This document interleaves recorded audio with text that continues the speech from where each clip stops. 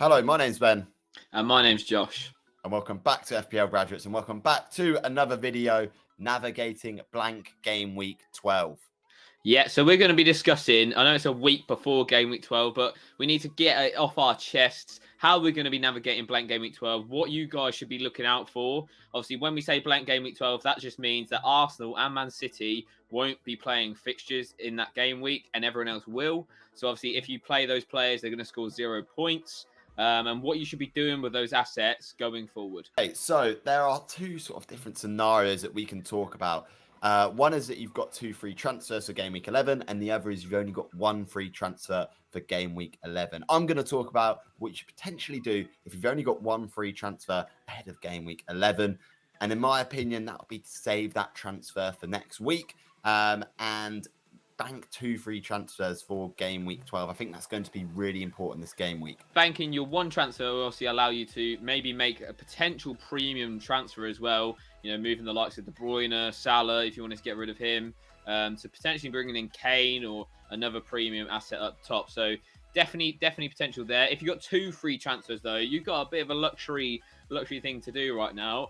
It depends on your team, of course, and obviously if you want us to rate your teams or have a look at your teams, give you advice on what you should be doing, check the Patreon out down below, because we literally rate and help everyone else's teams out on there. We've got loads of guys having their best ever season, so make sure you check it out. But yeah, if you've got 2 free transfers, what I personally do is try and maybe, if you've got a fire to put out, try and do it in 1 transfer and then roll the other transfer, because I think having 2 free transfers going into game week 12 is going to be really crucial, and it sort of makes you a lot more flexible, because who knows, say, I don't know, Cancelo gets injured next week. Most people have Cancelo, and then you can easily transfer him out and then make another move on top of that. For me personally, I've got Cancelo, Martinelli, Haaland and De Bruyne. So someone there is going to have to go out. For me right now, it's probably going to be Kevin De Bruyne most likely, and I'll be trying to make that premium switch from midfield to attack and trying to bring in Harry Kane or someone of that ilk, as long as he stays fit and all things are good. So that's my thoughts. What's yours, Ben, in terms of transfers? How are you going to navigate, and how many City and Arsenal players do you have?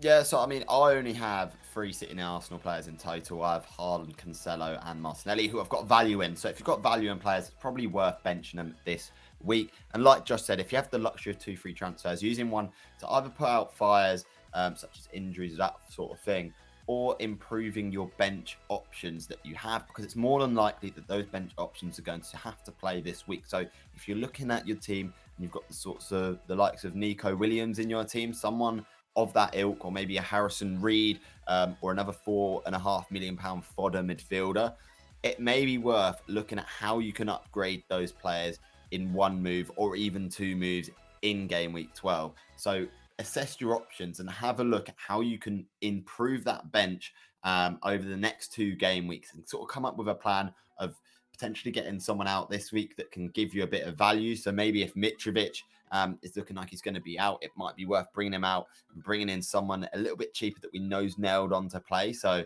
a good example will probably be someone like Solanke or Edouard, who is in our transfer targets video, and potentially then upgrading a Nico Williams to a better defender that we know is guaranteed to start every week. Because as we know, in game week 10, Nico Williams didn't start at all for Nottingham Forest. So yeah, that's our thoughts on what you should be doing with your Arsenal and City players. Let us know what you'll be doing. If you've got any specific plans, maybe you've targeted players already like I have, or you're sort of just, winging it like Ben, as always, with the vibes. Let us know in the comments. Yeah, and, it's always good to have a little bit of planning, guys, at least sort of a couple of game weeks in advance, because that is going to get you the edge over your mini-league opponents. A lot of these guys in the mini-leagues have loaded up on City and Arsenal players, and may not realise that sort of they may miss a game week and they're looking really weak. So it's good to get an advantage. And as always, if you like the video, please remember to like, follow, comment and subscribe to the YouTube channel. And as always, I've been Ben. I've been Josh. We'll see you guys later. Have a good game week, everyone.